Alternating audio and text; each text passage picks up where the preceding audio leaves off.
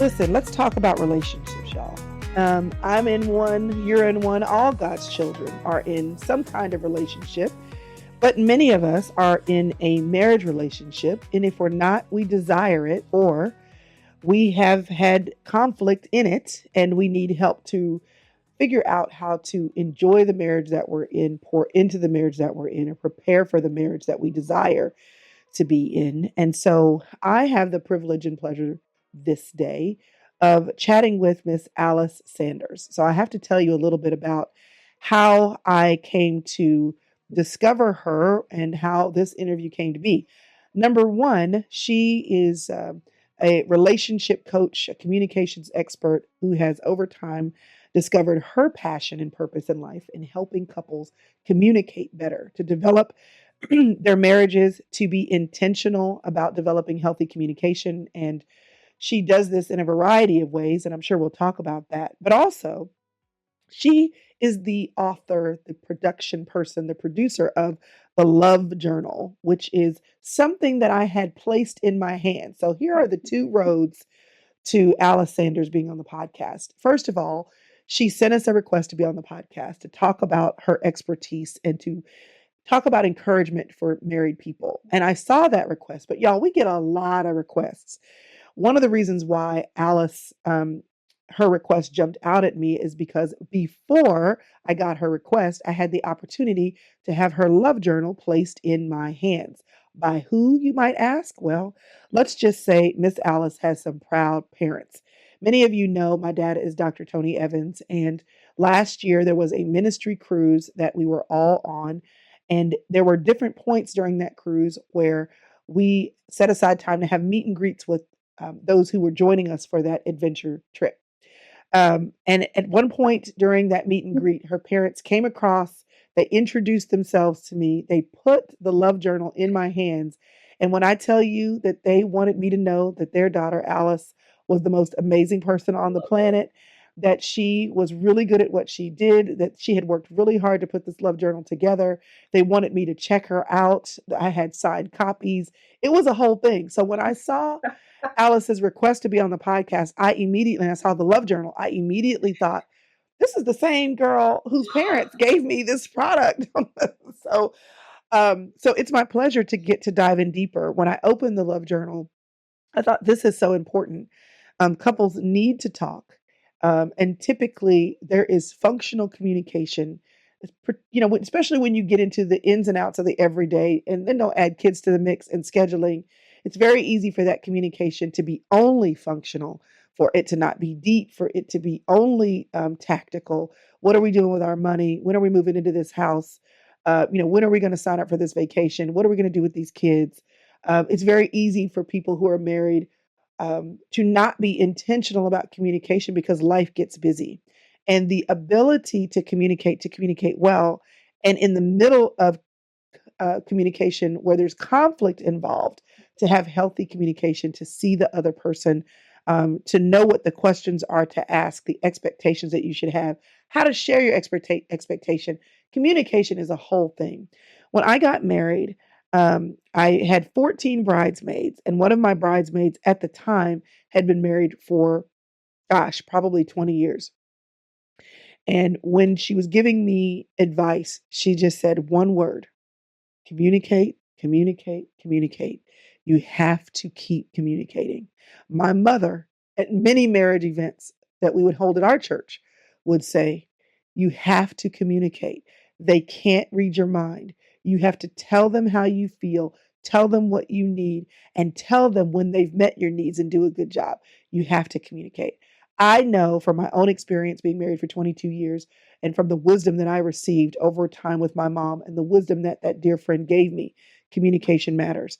And Alice has made this her life's work, to help other couples communicate. So welcome, Alice, to the podcast today. It's really my joy to have you, and I look forward to continuing to get to know you. I'd like to start with that, getting to know you.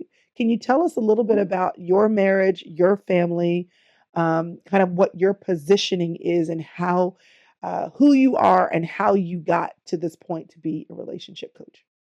Wow, that's a lot, Crystal. So I'm going to break it into pieces, Yes. who I am in my family. So I am married to one man and I have two kids.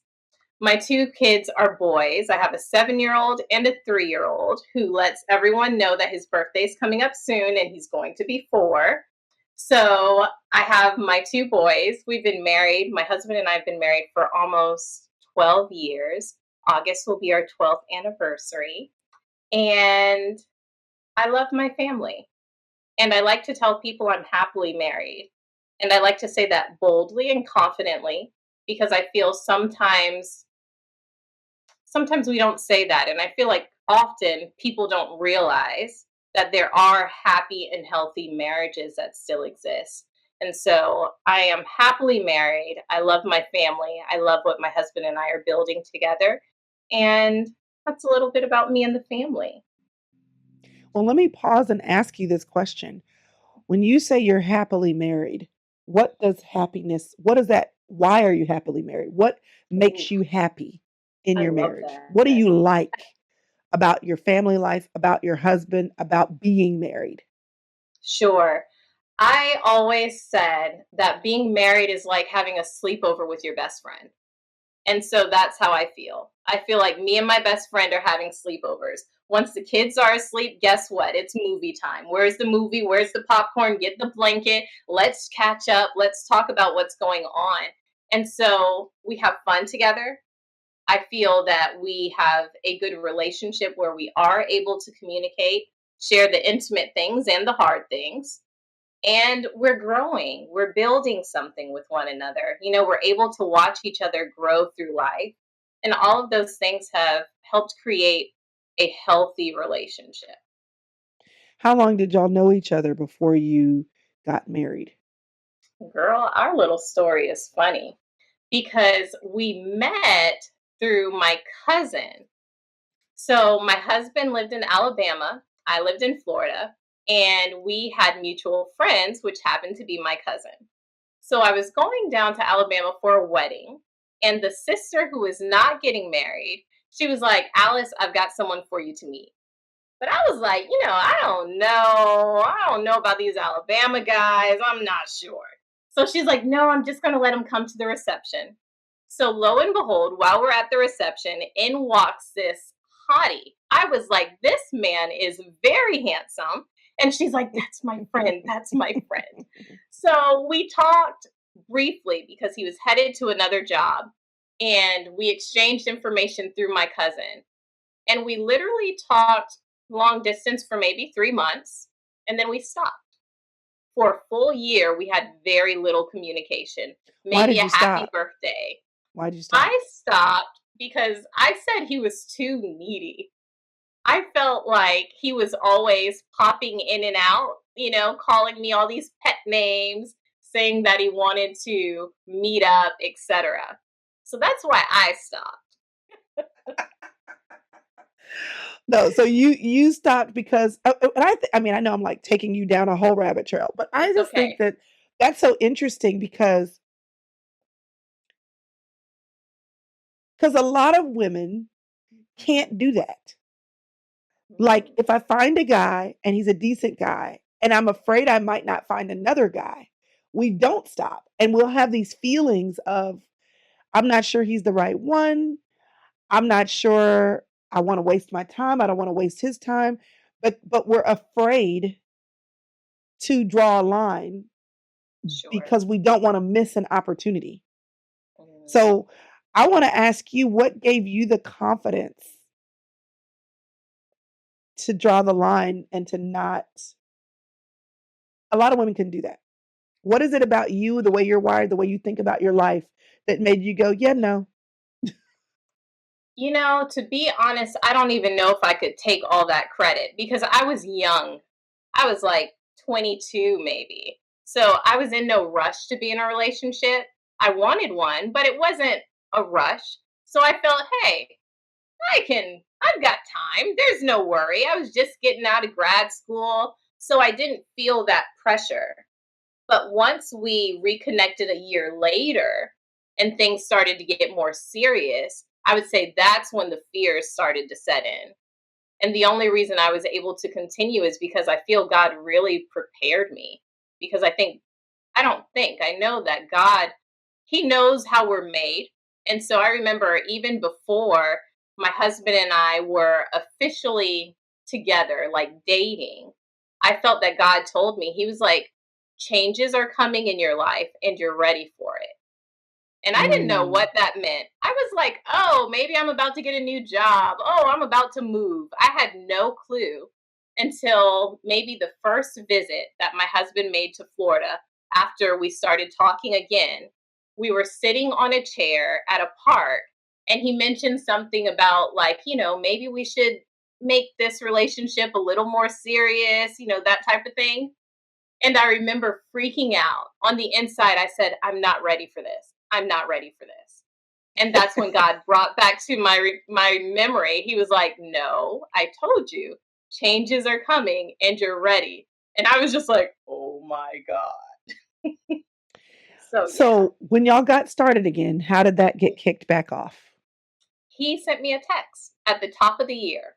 And later I found out that back then he did like some purging of his phone. And so he was about to delete my number. And he was like, I'm going to text her. If she responds, I won't delete her number. If she doesn't, goodbye.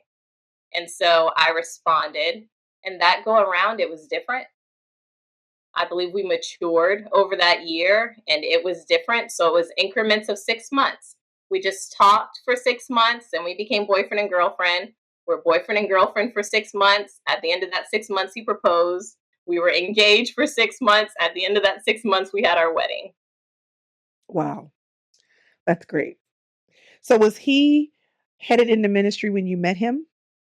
He was. He'd been a So youth you knew this. You knew pastor. you were going to be a pastor's wife. Oh my goodness. So my husband, he would not say now that he's a pastor. He would just be like, I work over the finances. I am a minister who does finances for our church. And other people may call him the executive pastor or, have different titles, but he's like, I just do the finances. But Y'all are in leadership yes, at I church and knew. people look to y'all Yes, for spiritual advisement. So call it yes. what you want. Call it what you Okay. want. So y'all have been married for 11 years and you're a pastor's daughter who's married to a pastor, executive pastor, CFO. I Mhm. love how you talk about being happy in marriage because I think that marriage for many people is not happy. And when we say we're happy or we're not happy in marriage, like what does that mean? And even what you said about having a sleepover, like with your best friend, I think, in my season of marriage, we have 5 kids. My youngest is 14. So we're about to enter high school with the last one. And you Ooh, start thinking about what does life look like for us when there are no kids here? And you hear a lot of people end up into an empty nesting season and they don't know their spouse. They haven't cultivated their marriage. They haven't been having fun. They haven't made room to stay friends with their spouse. And there are times where I literally have to remind myself, like, we're the adults here. Like, we started this thing. And if right, we want to have a movie night and put the kids to bed, or our teenagers, meaning like, good night, we're staying right. up late and watching a movie y'all can't watch. Mhm. Like we get to do that. We get to order in food. We get to, make a special meal. Like we serve them hamburger helper and our steak from Saltgrass shows up. Like we get to do Exactly. that. So I think looking for opportunities to have a grown up experience with your friend and to choose experiences when life would choose to squeeze them out. Like you get to choose happiness. I am joining you on our podcast. I commented before we got going that you look so beautiful. And I'm coming in basically with my hair barely brushed into a ponytail and straight from a walk with my husband. But he walks all the time. And we just had Mhm. a conversation last night about us working out together in the morning. We've done it once I before. love it, We had a personal Crystal. trainer. No, no, no, no, no, no. We've done it once It's before okay. because That's the I beginning. I am okay doing working out. I need to work out early in the morning, and he's not an Mhm. early morning person. But he Okay. looked at me last night and he said, I know you're an early morning person and we just had our anniversary. So we had some time away. And he said, we were talking about just our health and stuff. And I go walking and you do your thing, I do my thing. But maybe 3 times a week, let's walk together. So we I love came back that. from our walk together this morning.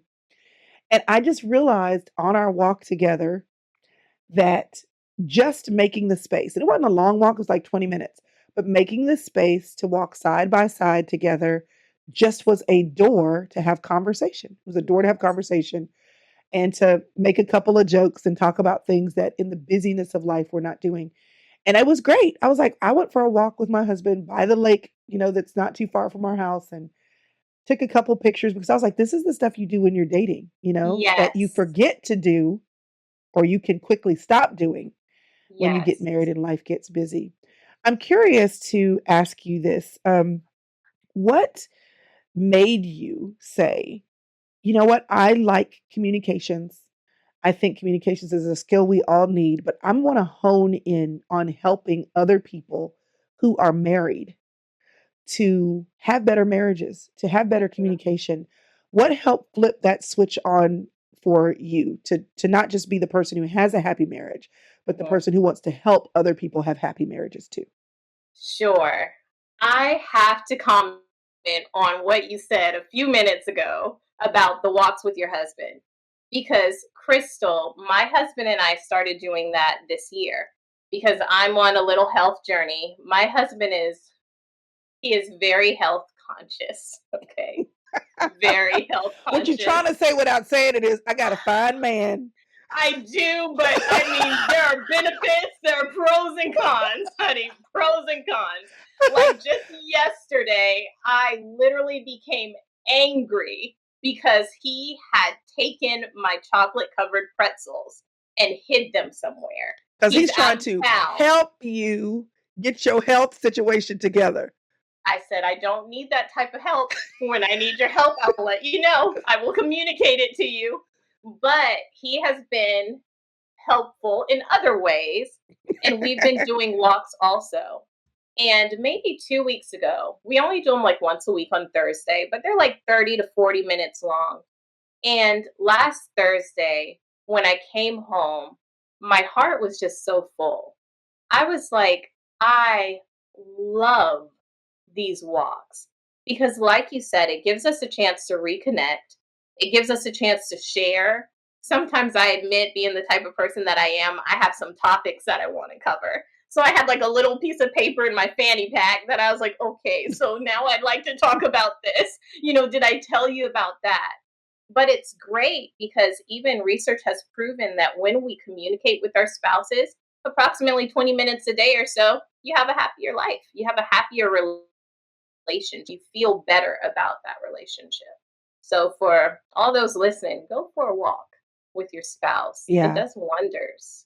it's a very simple thing to do. And we weren't even like working out. We were just, Right. it was a stroll. We went on a stroll. Hmm. So it was And still, that's it was still fine. good. Okay. So So, how did you get here? Why are you here in this space? yeah, that's such an interesting question because I feel that God has a journey for all of us. And I was on my journey and didn't even realize it. So when my husband and I first got married, I was a special investigator retained by the Office of Personnel Management. Such a long title. I had a badge that looked like I was in the FBI. I drove a Dodge Charger. People thought I could like kick their butt in 30 seconds. I couldn't, but I sort of liked the idea that they were somewhat scared of like a little person. So I ended up, that job was going through they were having a lot of problems. So they had layoffs, and I was one of the people who got laid off. And so at first I was a little discouraged, but to be honest, I didn't really like the job. So I was like, okay, it's all right. God, what should I do now? And that's when I became a communications professor after that. I was like, that's what I studied. That's what I love. I love to speak. So let's do that. And so, with communications, being a professor, I was teaching all sorts of theories about interpersonal skills and, how to create relationships and develop those relationships. And once we started working with the marriage ministry, I would just take some of my lessons and present it to the couples. because I was like, we need to hear this. Communication is such a huge part of healthy relationships, of developing intimacy, vulnerability. I was like, I have to share this with others. Hmm. And so I did. And I started to realize, man, I really, really like this. I'm very passionate about it. And shortly after, I was pregnant with my second son. And that's when our pastors were like, oh, we want you guys to sort of relax a little bit, focus on the family. We'll take a little break with the marriage ministry. And I remember I was like, I can't break from this. Like, Mm. this is too heavy on my heart to take a break. And that's when Stay Connected was born. That's when I was like, want, I feel like I have to share this with others. Yeah. That's the website that people can find you at, alwaysstayconnected.org. Yes. And and then on Instagram, I always say this at the end, but since you mentioned that, I want to make sure people know where to find you. The Official Love Journal is your Yeah. Instagram handle. Um, I love how you said it was something you couldn't stop and didn't want to stop doing. Yeah. Like, I think people often ask the question, how do I know what my purpose is? How do I know when God is calling me to something? It's when, you know, to be super churchy, it's shut up in your bones. The Like it's a fire. fire Come that on, girl. it just is not, even when Yeah. life says no, your soul says yes. Even when people say you don't have to do that, you're like, but I want to do that. Like it Right. is you are driven from the inside because it's something that God has put in you, birthed in you, that the Holy Spirit is leading you to continue doing. And I love that. So talk a little bit about, let's start with the love journal. What is the love journal? How did that even come to be? What purpose does it serve? The love journal is so precious to me. There's so much that I can share about it, but basically, I describe it as a date night in a book. And so, this little book is something that individuals can use in order to deepen intimacy and build their communication.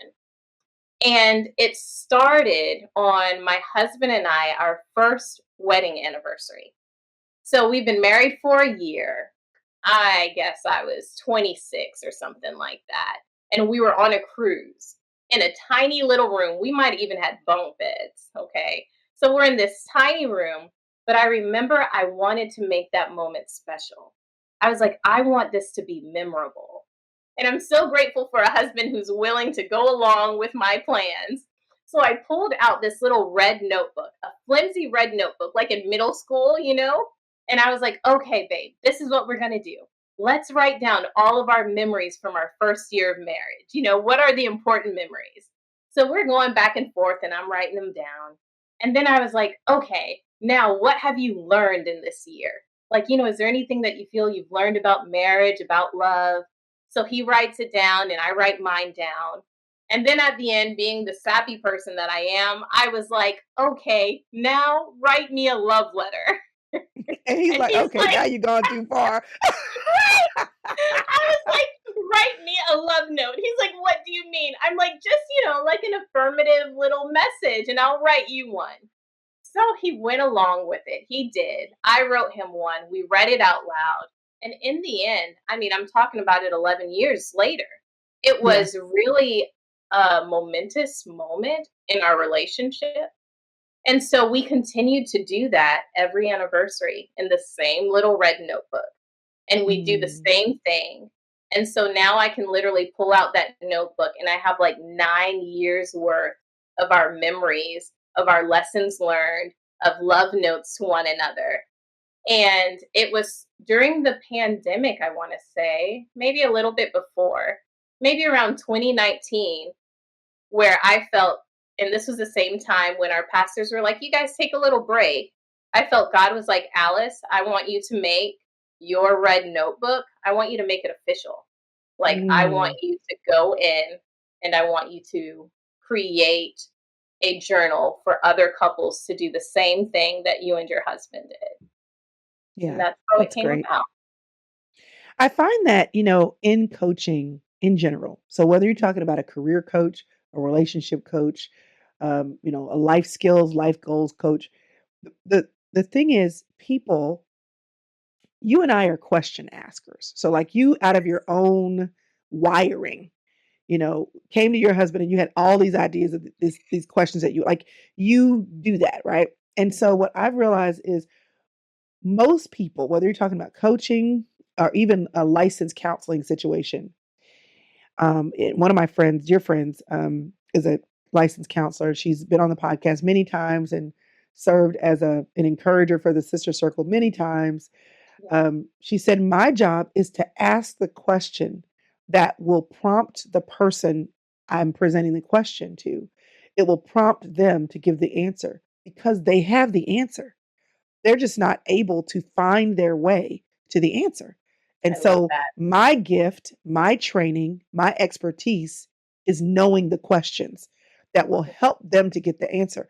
So, and while I know that some people don't have the answer and need, mentoring and input, Right. this idea that many of us have the answer, but we just can't get to it. Like we can't, and so this idea that you have the gift of asking the questions or presenting the situation so that people can ask the question to get the right answers, and that Yes. that gift being in a book means other people get to benefit from what you've already learned to do.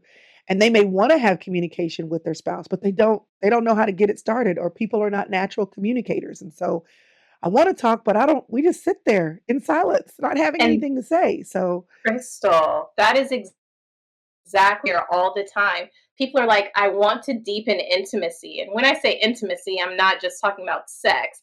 They're talking about, I want to deepen familiarity with my spouse. And so I let them know in the love journal, it's a guide. So you follow the promptings because often people say exactly what you said. I don't know what to ask. I'm like, turn to the back of the journal and there are activities, fun activities with questions that range from silly to sensual to vision casting. And these are all things that we need in our marriage. And it just gives you a nice outline. It takes the pressure off of situations when you have some help. okay, so you use the word sensual. So let's stick a pin Mhm. right there. Yes. Okay, so one of the ew. Come on, Crystal. Sister Circle. Let's go. Okay, so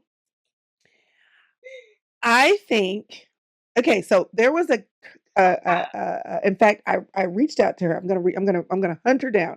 There was this lady that years ago, and this may have been when I first got married, but years ago, Okay. I remember she would have this class at our church, and her and her husband had this marriage ministry, but their whole focus was sex. Okay, Yeah. because her thing was we don't talk enough about sex, and so what we do say is don't do it, don't do it, don't do it. And Right. so then when people get married, all they know is don't do it. This is bad. This is This is bad. bad.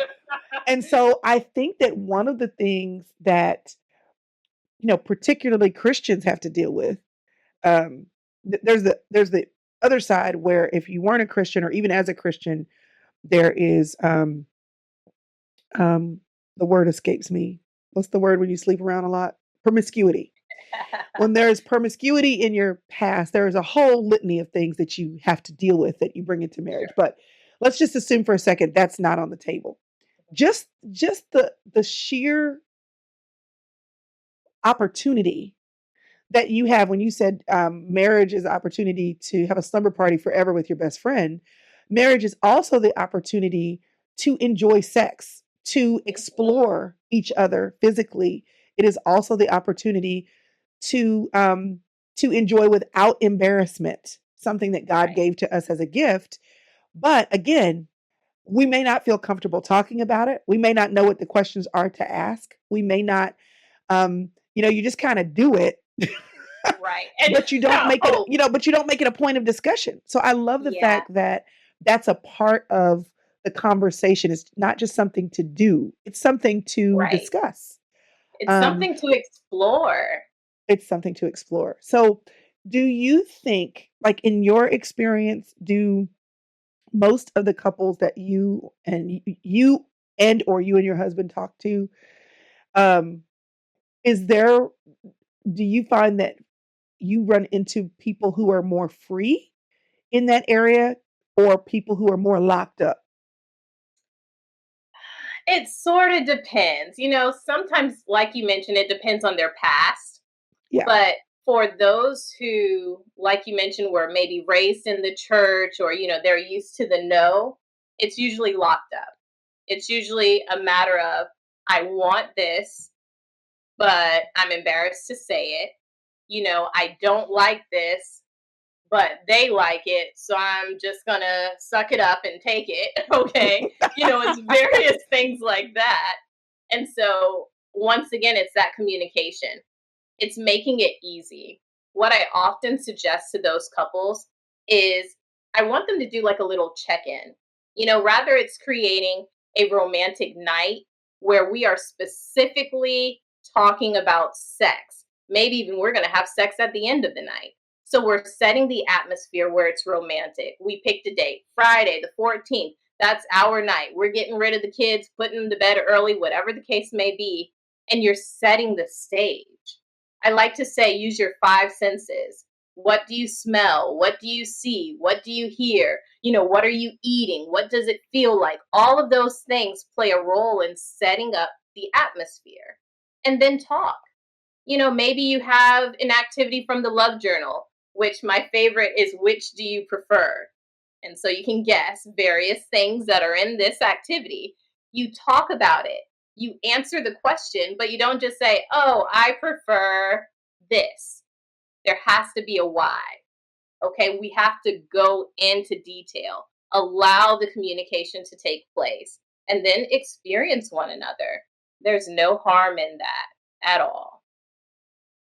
Listen, and even in that, like, we talk about how men and women are wired differently.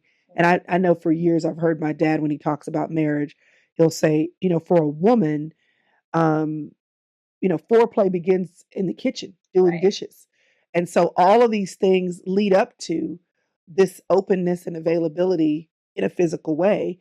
And I Mm-hmm. love how the questions that you're saying, the conversation that we can have Yeah. about intimacy is a part of that. And that street runs two ways as well, because how can we truly enjoy each other? And this could go for sex, but this is also could go to what we want to do when we go out on a Yes. date, or where we want our next house to be built. How can we actually be on the same page Yes. if we don't make the space to have the conversations? Hey there, this podcast is great. I hope you're enjoying my chat with Miss Alice Sanders and getting some practical tips for making your marriage better, making it work, making it a marriage made in heaven. But I wanted to pause for just a second to give you an opportunity to experience another slice of heaven. I am hosting a retreat. It's called the Sister Circle Retreat. It'll be held this October, the 19th through the 22nd in Hume, California, right at the base of some mountains, surrounded by beautiful tall trees, right next to a lake, because sometimes, y'all, you just need to get away. What is this retreat about, you might ask? It is an opportunity for me to share not only a space that I have grown to love, but also what I've learned is important that every woman should love, and that is making time to get away. Now, sometimes you get away in your bathroom, sometimes you get away in your car, sometimes you get away just, sitting at a park near your house. Sometimes, though, you need to get on a plane or get in your car and be in a place where you can hear the rhythm of your own soul, hear God speak to you amidst the trees, make friends, new friends, reconnect with old friends, and really rise up in your soul and your mind what's important, because nothing else is competing for your attention. We've done this retreat once before, and all I can tell you is that it's an experience. There's nothing like it, and it's also an experience you will never forget. So it's 2023. I'd love for you to come to Cali with me. And if you are interested in finding out more, all you have to do is go to thesistercircle.com/retreat. All right, now let's get back to talking about heaven in marriage. Yeah. So you did the love journal. You started it then. What does this look like now? So you said you do this every anniversary, but in terms of the practical outworking of this in your marriage, do you and your husband have a monthly or a weekly date night? Do y'all, like, what are the rhythms that are in your marriage beyond the special anniversary, like deep dive, Sure. what are the communication, if you're crossing the river of marriage and the things that keep you moving, like the river rocks that you step on? What are the river rocks that are in your marriage that keep you all moving, communicating, and connecting? Sure. So I definitely would say things are seasonal. Okay. So I can share with you some of the things we've done and some of the things that we're doing now. There Hmm. was a time period when my oldest was younger. He was like a toddler, and I think we only had him. So one kid. Something that we would do, everyone talks about date nights, but we were so intentional about it. We did the kid swap with another couple. So we would take their kid for a night, and then they would take our kid for a night. And it usually wasn't sleepovers, but because we trusted them, I mean, we could have a long date. We would drop him off at 5 and not come back till midnight. Like it was intentional time. And so it also was accountability for us and for the other couple. So if they didn't reach out to me and give me a date, I would hit them up and be like, hey, when's your date night this month? This is the date for ours. Like it was accountability to spend intentional time. Now, something that I also realized for me personally, and everybody's different, but I would encourage this for most couples, is don't always go on group dates. Okay. Don't always do family outings and call it a date. That's not a date. If your parents and your cousins and your sisters and nieces and nephews are all going out, that's not a date. Okay. So try to have times where it's you and your spouse, and for some people, that's not easy. We know some individuals who, we've been invited on anniversary trips before because they're like, we don't really want to be alone. We don't know what to do. Let's stick a Force pin in that. yourself. Let's stick a pin in And that come on. because you know what? We have multiple friends like that Hmm. where I used to actually be, I mean, I used to actually, so my husband is a loner. Okay. Uh huh. So if he wants to go out with another couple, it's a It's big a deal. big deal. Okay. But we had friends who would always go out, like you said, great anniversary trips. And because Hmm. they were going to do the anniversary thing, the friends Hmm. got a wonderful trip out of it. And I was like, y'all don't Yes. ever invite us. Like, but it took me a while to realize, and again, this is not a blanket statement for everyone, Sure. but it took me a while to realize that they don't necessarily have a great time together. So the only way that they have a great time is if it's a party. Others. And they need other people in the mix to Yeah. actually enjoy their time away. And it had never occurred to me that that would have been a reason why people do that. That like that Hmm. they um and it also made me pause for just a second to say, why do I always want to have other people come with us? Right. Right. Like, what is that saying about what I am investing in the time away with my husband where I'm enjoying it, just the two of us? And what am Girl. I willing to do to make this a good time? Right. You It know? is checks and balances Yeah. because I love a good party. What was it? Last year was my birthday. It was 2/22, 2022. I've been talking about that birthday since I Ooh. was 22 years old. So me and my husband threw a bash. We had a great time. Sure, that's fine. That's not what we're talking about, but it's checks and balances. If you are constantly with groups of people and it's not you and your spouse periodically, that's something to look into because you need that alone time. That's once again how we increase our familiarity with them.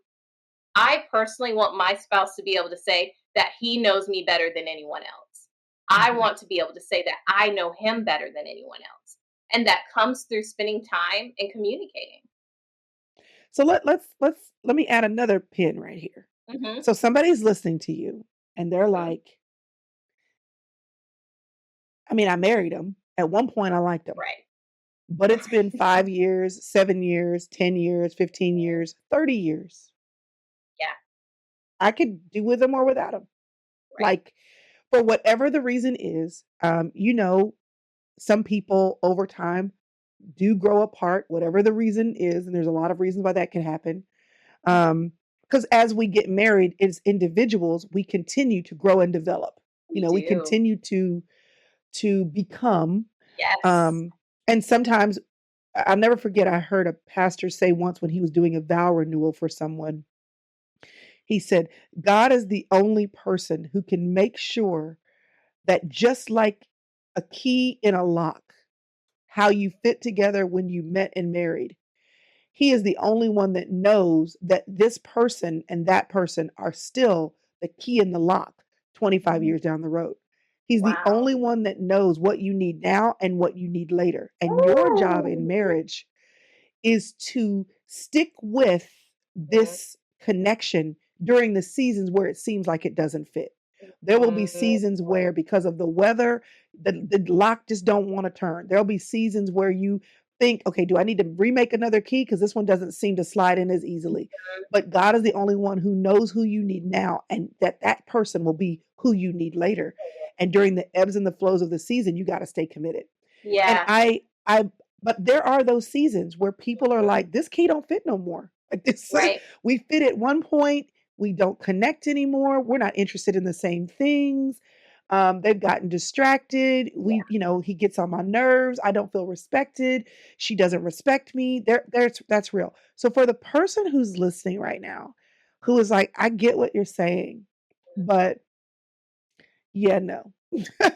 Like he's not Right. I'm not in danger. He's not hurting me.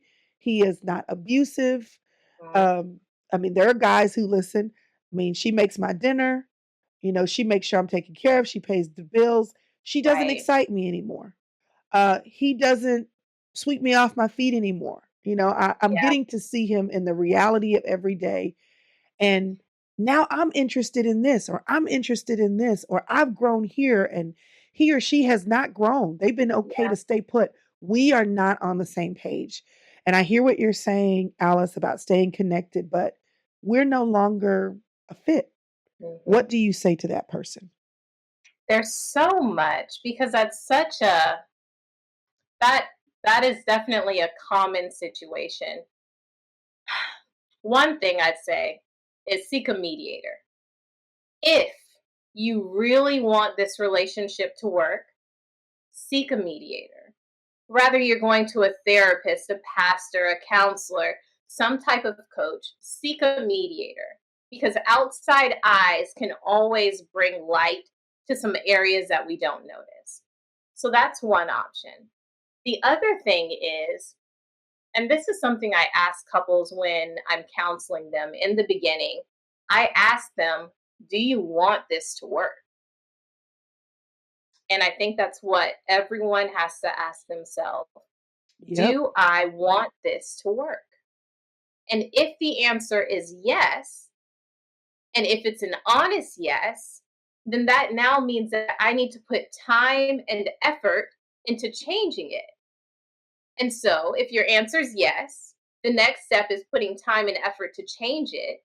And some things that we can do for that is when we start doing check ins.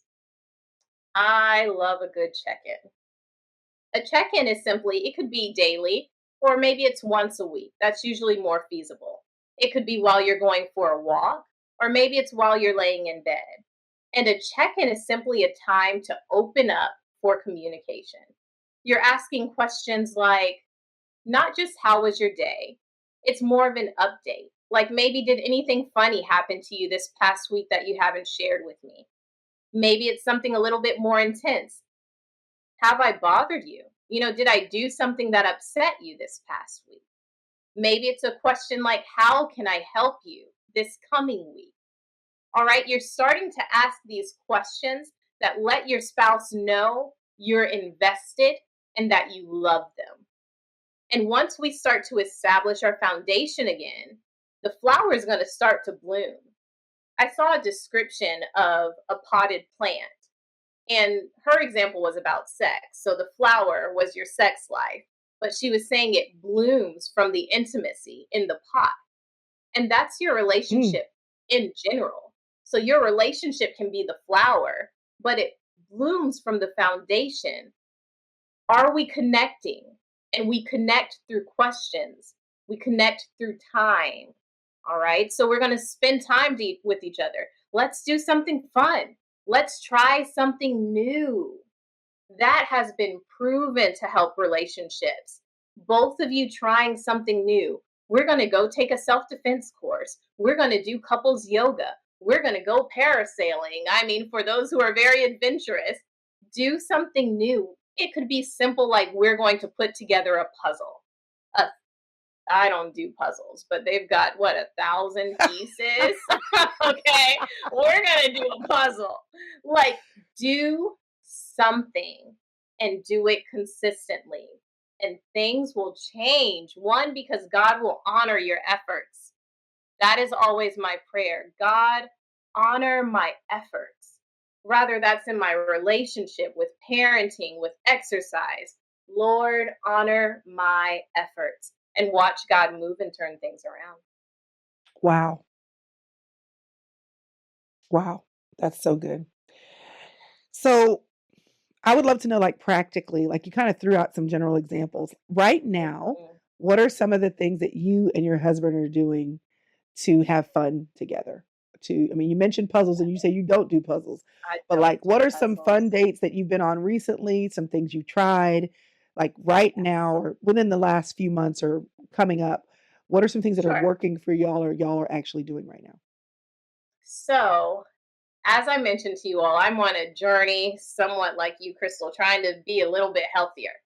And I realized that a lot of my celebrations and activities revolve around food. I'm like, Listen, because let's it's a good try. celebration. It's Food a is good a one. good celebration. It is. I'm always like, let's try that new restaurant.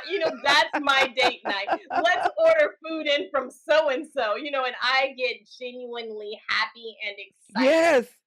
But This is how you know it's a I'm problem. changing. Because you're at the restaurant, and I don't know if you do this. I do this. Go Listen, ahead. if it's good, I get my little spoon. I'll be like, ooh. Yes, you see the dance. Yes, yes. It is a dance. It is smiles. I am happy with good food, Yes. but I'm changing. And Uh-huh. with that, it's helpful because we're exploring new things. So, for instance, for my birthday, we went to a place. I'm in Florida, so we went to a place called Abstract Orlando. Shout out to them. And it's like, what do they call it? It's resin art. And so I love a good charcuterie board. And so literally, we painted charcuterie boards and we get to keep them. And they're beautiful. So Okay, we've but done did your that. husband, okay, your husband was good with the painting of the He did. charcuterie board?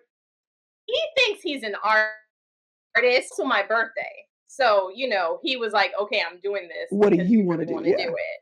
Right. So we've done a lot of artsy stuff. Even we experienced the potter's wheel, which I think that's just dope in general. Like making It's kind bowls of out of sexy. clay. It's It kind of is. sexy. It's only What is that movie? Is sexy. it Ghost? Yeah, Is I it think there's like Ghost ghosts or Demi something like Moore? I that. think that sexualized the potter's wheel for everybody But forever. you don't really get that experience.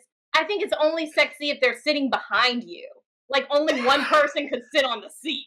So it's like, hey, babe, you done? I'm not done yet. It wasn't sexy. It wasn't. But it was fun. It was an experience. Yeah. So we've done a lot of art stuff. And then we recently took a jujitsu class together, that was really fun and tiring. And it was like also, what would you call it? Like self-defense type stuff. Yeah. So we're trying Yeah. new things. We're trying simple things that are That's fun. great. Who Yeah. is normally the person who comes up with the thing to do? Okay. How do you feel about being the cruise Planner. director, as one of my friends would say? Yeah. I mean, like, I hear a lot of women go, I just have to plan everything. Like, I want Right. him to plan it. Why do I have to plan everything? So I have a few suggestions for that. I personally have accepted it because I'm sort of a stickler. I'm not going to lie. Some stuff I'm like, I don't want to do that. So I don't mind planning the things I want to do, and he will happily tag along. So I'm happy with our situation. But what we have done, which I think is awesome, is my husband will keep a little list of things that I mention periodically that I want or that I want to experience. And then he's able to sort of pick and choose during those moments when he's feeling spontaneous or he wants to do some type of surprise. He has a nice go to of things that I actually will enjoy and pull it out. Because we've had some times where he tried to do some surprises and they were sort of failures. So now that list helps. Yeah, girl, they didn't go well. Yeah, I think, one of the things is just accepting, like, Accept it. maybe it's important to you because you're good at it. And if Hmm. you wanted him to do it, he wouldn't do it the way you do it. And then you'd say, "Well, he's not doing it. Our excursions aren't that fun." Well, it's important to you because you actually want to do it. You want to do it and you want to do it well at a certain level, and accepting his gifts and your gifts is a part of it. I I would want to make sure. Go ahead. I'm sorry. maybe a little plug there. I would definitely say if someone has trouble, if they're like, I don't like planning this all the time, which we do here, then one, you need to communicate it like we've been talking about. Let them know, hey, on the next date, I would like you to plan it. And if you want, give them some suggestions. Maybe we could list a few things. Maybe we could do this. But what I would say is when they plan it, you need to be A-okay with it. All right. And So if they just take not you pick to it a apart. restaurant, yep. Oh, this again? Why'd you pick this? Oh, we gotta wait. You didn't make a reservation. Oh my good. Like, if you want them to do it, let them have it. Prepare Let them your have it. mind to enjoy whatever they do. Because if you criticize the mess out of it, they Yep. won't do it again. It will end. And It will if end. and here's what I've learned, even if they don't do it right, Mhm. your excitement and gratitude for it will mean that you'll get it again, and then you have a window of time to give them input for the next time. You know what Yes, I mean? Crystal. But Yes. if you shut them down, you lost the battle. You Done. lost the war. You Done. lost the war. Yeah. Yeah. So I do this myself and I tell other ladies who might be like me to do it. Like, prepare your mind. Like when my husband says, "Hey, I want to do something. I'm not going to tell you what it is," which we don't do those surprises much anymore because No.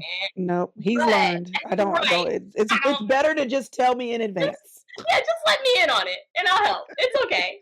Yeah. But I will prepare myself where I'm like, hey, we're going to have a good time no matter what it is. I'm grateful for his efforts. We're going to go in, have a great time. No arguing, no complaining. Like, I prep myself so that I'm Yeah. ready. Yeah. Well, I want to ask you this last question before we end because I know, and we've touched it a little bit, but I want to get really didactic about it because one of the biggest issues in marriage, big umbrella for it, is just conflict. If Mhm. someone is currently living in conflict with their spouse, there's an issue they can't resolve, there is a point of contention that they haven't been able to make peace about. They're feeling angst right now because they had an argument this morning before he left for work or she left for work, or it's been an ongoing discussion. It's just this ball of yuckiness. Yeah. And I know that that's a big question because it really depends on what we're talking about. But if you had to give, one, two, or maybe three points of encouragement or Mhm. wisdom or dealing with conflict, just broad based, what takeaways would you say to that woman or man who has conflict in their marriage to ponder or consider as they continue to stay married and hopefully want to deal with the conflict? I love that because, yes, conflict resolution is such a hot topic. And I think it will forever be a hot topic. Okay. I don't think it will ever lose first place among relationships. So, suggestions. The first thing that I like to suggest is context. Context. When are you bringing this up? Okay. Did your significant other just walk in the door from work and you're like, you know what? We need to talk. Okay. Is it late at night when they're tired? They're half asleep and it's bothering you so much. And you're like, you know what? We need to talk. Context is timing, context is the situation. What is happening? Are there distractions? Are the kids running around and you're looking at them like, we need to talk? All of these are bad timing. All of this is bad timing. And the idea is select a time that is beneficial where both of you will be able to fully pay attention. All right. And I think sometimes we don't like to do that because that often means that I have to wait. All right. I'm upset right now. And I want you to know right now how upset I am. I don't want to wait. I want to tell you now. And that is no benefit to anybody. So, context. Something that I would suggest, and I often suggest, is if you have something that's really heavy on your heart, let your spouse know. Which sometimes, if you use this disclaimer too much, they'll start to freak out. But let them know, hey, I would like to talk about something. Pick a date and time. Wednesday night, maybe after work, I just want to chit chat with you about some things that happened or about that particular incident. Give them a heads up because then they don't feel ambushed. They can start thinking about some things too about that incident. And then the two of you can come together prepared and ready to converse. So that's one That's context. good. That's good. Any thoughts or you want me to keep going? I got some more. Well, well, yes, I would love to hear another one or two, but as you were saying that, one of the things that's worked for my husband and I is we use an app called Voxer. It's the same as, sending each other voice messages or whatever, but when there's something that I need to say and he may need to process, Mm, um I will give him a heads up by giving him my introduction. So I then, love hey, I know we're going to talk about this later tonight or tomorrow or whatever, but I just wanted to go ahead and let you know what I'm thinking. So by the time we've gotten to the conversation, he's had a chance. the My husband is a process. processor. And Yes. if I say what I got to say, my frustration will come because in that meeting, he'll say, "Well, let me think about it." I'm like, "I've been waiting all day to Like, talk to you about it." So, yeah, I need you to have a response. So, what's helped for me is to prime the pump with letting him yes. know what I want to discuss and say, "We can discuss it later." But I just wanted to Mm-hmm. go ahead and tell you what I'm thinking. And so, whether it's a text or a voice message or using that app, that has Yeah. been helpful. So then by the time we talk, he has had a He's chance to ready. process and I have satisfaction because I have an answer or a response. Yes. So, I love that. That's the same thing as a disclaimer because in relationships, typically there's one person who's the processor where they can't just spit out an answer. They've got to right. take it all in, they've got to ponder it a little bit. So being considerate of your spouse really is what that's doing and it's helping Mhm. you reach conclusions. So Mhm. we've got context, which also Mhm. is a part of giving them time to prep. Another thing is discussing one topic at a time.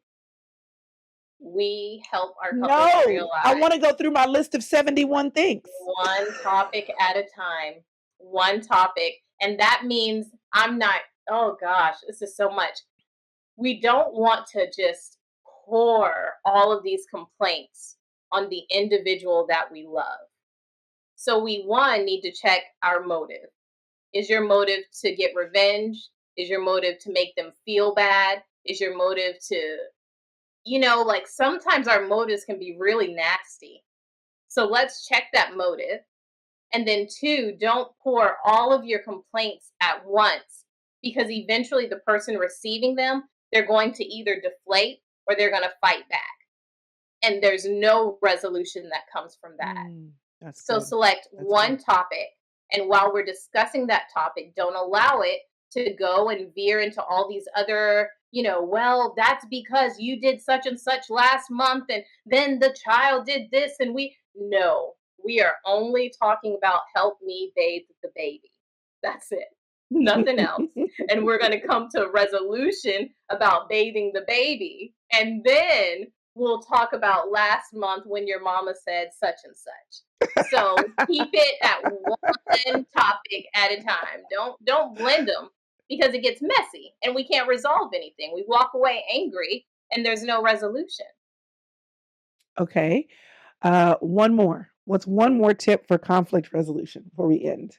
One more is listen to understand. And this is sort of hard because most of us we're listening to defend ourselves. And most of the time, since we're listening to defend ourselves, we start to nitpick. That's not true. Nope, I didn't say that. No, I did not say that. I did not walk out the door before you said such and such because the baby walked in first and then I said fill in the blank. No, don't nitpick. When you find yourself focusing on the specifics, you're already losing the battle. Wow. So Wow. don't focus on those That's good. specifics. Listen for the heart. What is the emotion underneath all of this? Are they scared? Were they embarrassed? Was it hurt? Are they in pain? Like, what is the emotion underneath all of this? And let's talk to that.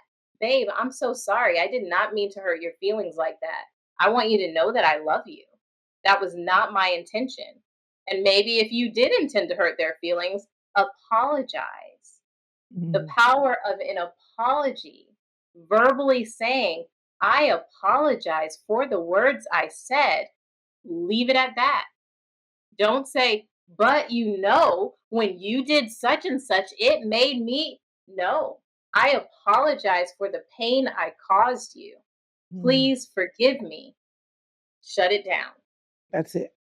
Later, okay? Maybe tomorrow, because I want them to understand me. Maybe then, when we're both in a decent mood, I'll say, the reason why I did it was because fill in the blank, but I apologize. You might apologize again because we don't want the explanation to overshadow the apology.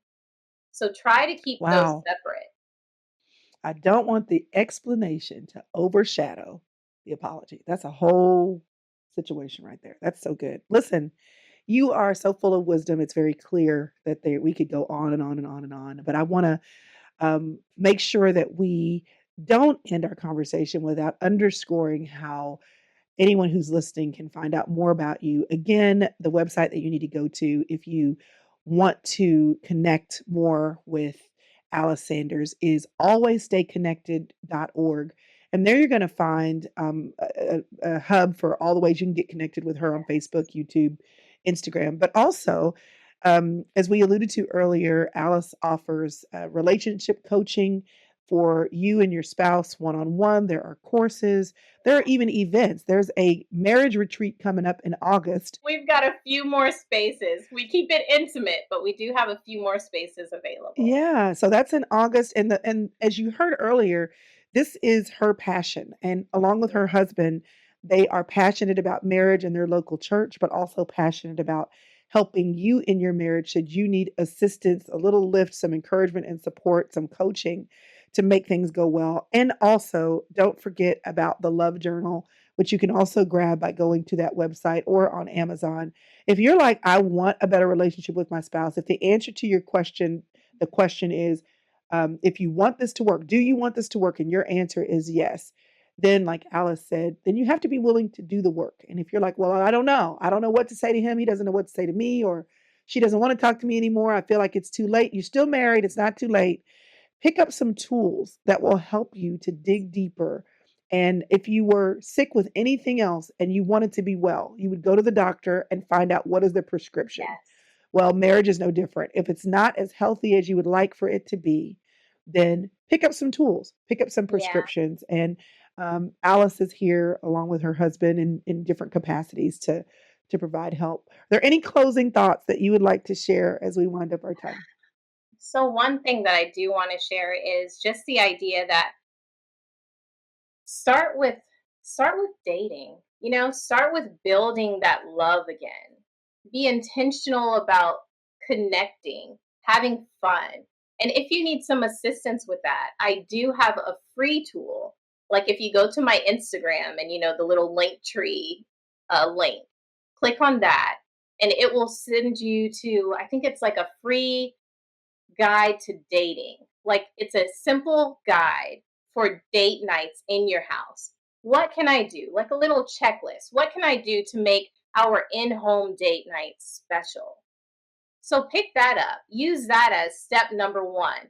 Plan an in home date night. Give your spouse the date, the time, and the two of you just have fun. Remembering all of the things why you all came together in the first place. So get that tool, provide your email address so that we can stay connected. And that's my hope for everyone, that we'll stay connected in our relationships, we'll grow, build healthy and happy marriages. That's so good. And we will make sure that if they don't get to your Instagram and don't get that link tree, if you find yourself on the show notes for this episode, not only will we have links to Alice, her website, her social, but also a link to that free tool. Because listen, who doesn't need an idea for an at-home date night? Sometimes you just don't need to go out. You don't need to spend a ton of money. You just need to be home and enjoy each other's company. Yes. Alice, it has been a pleasure to connect with you. Thank you so much for availing yourself today, for availing your wisdom. And thank you for responding to the call of God on your life for your purpose and your passion, because supportive voices, encouraging voices, and practical help, real conversation is so needed for marriages today. So God bless you in the work of your life. Thank you, Crystal. I appreciate that so much. Thank you so much. And thank you for what you do. You have clearly, you and your family have touched my family from afar, didn't even know us. And this connection is just, this opportunity is everything. So thank you. Thank you and your family for what you guys do.